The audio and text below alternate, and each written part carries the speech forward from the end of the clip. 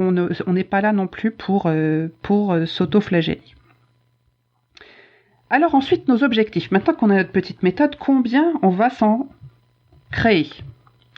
Alors le but, c'est pas d'en s'en créer des tas, parce qu'alors on pourrait y aller, vas-y, je veux faire ci et ça, et machin, et trucs, et bidule. Non. L'idéal, c'est d'en faire moins de 10, toutes catégories confondues. C'est-à-dire que ce soit professionnel ou personnel. Donc si votre chef dit vous en a déjà collé 5, dites-vous que vous n'en avez plus que 5 pour vous.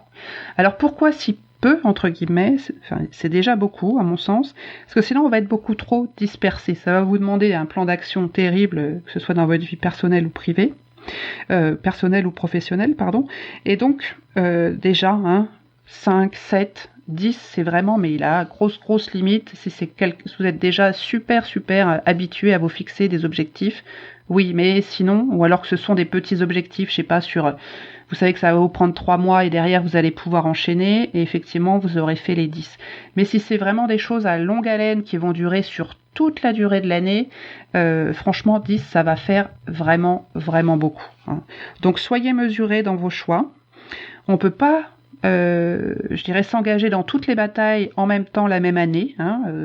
Il y a d'autres années, vous ferez un petit peu aujourd'hui, un petit peu l'année prochaine, et puis le but c'est que au fur et à mesure des années, grâce à ces objectifs, vous construisiez la vie dont vous rêvez, que vous fassiez ce que vous avez envie.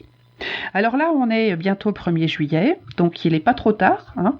Donc on va s'y mettre dès maintenant. Si vous n'avez pas fixé vos objectifs pour 2015 ou vous les avez abandonnés en cours de route, on va pas se dire « Oh, l'année elle est presque finie, on va attendre 2016 ». Non. On s'y met, on sort son petit carnet, les soirées sont longues, il fait jour tard, on en profite, on se met sur la terrasse un petit peu, avec les derniers rayons du soleil, on prend son petit carnet, sa petite feuille, et puis on y va. On se fixe quelques objectifs, alors peut-être pas 10, parce que sur 6 mois ça va faire quand même extrêmement court, mais quelques-uns, même si c'est qu'un seul objectif, faites-le, prenez cette habitude, et puis comme ça, pour le 1er janvier, vous serez parfaitement rodé.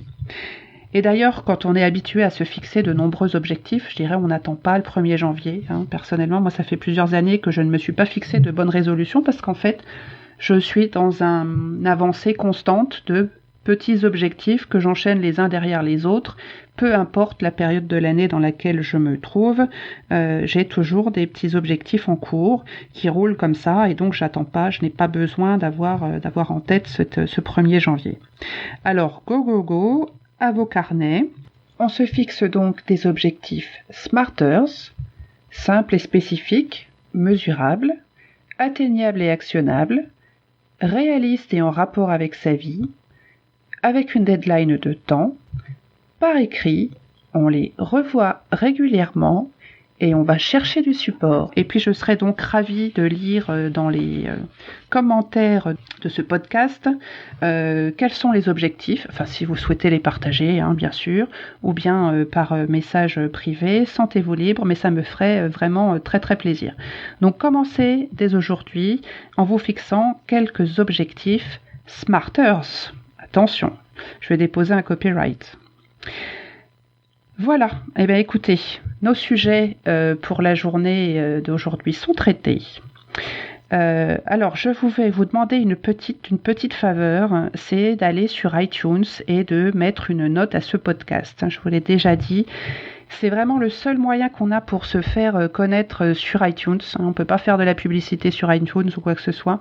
Ce sont vraiment les notes, les commentaires que vous allez mettre qui vont permettre à iTunes de faire lui-même sa promotion, parce que c'est comme ça que fonctionne son algorithme de promotion. Donc je vous en remercie par avance. Ça me ferait déjà extrêmement plaisir de savoir ce que vous pensez de ce podcast. Et puis en plus, ça permettrait de le faire connaître à d'autres personnes.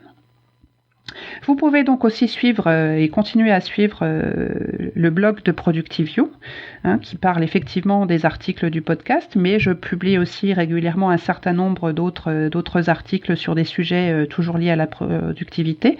Et en vous inscrivant à la newsletter, vous aurez ainsi le privilège de recevoir un petit mail qui vous informera des nouveaux articles. Je vous rassure, je n'aime pas les spams, donc je n'envoie vraiment pas beaucoup de mails, uniquement pour dire, voilà, un nouvel article, c'est tout. Et mon fichier, je le garde bien précieusement pour moi. Productivio a aussi une page Facebook où bien évidemment je partage mes posts, mais surtout les articles intéressants que je vais trouver sur Internet, ainsi que les articles de mes copains et mes copines blogueurs et blogueuses. Et enfin, Productivio, c'est aussi un compte Twitter, @Productivio. N'hésitez pas à venir me faire un petit coucou. Voilà pour aujourd'hui. Alors je vous souhaite à tous une excellente semaine. Profitez bien du soleil. Apparemment sur la France en tout cas, les prochains jours devraient être très beaux et très chauds. Donc attention, pas de coup de soleil. Et n'oubliez pas, soyez productifs et efficaces, mais pour n'accomplir que ce qui compte vraiment, pour mener la vie qui vous convient. À bientôt. Bye bye.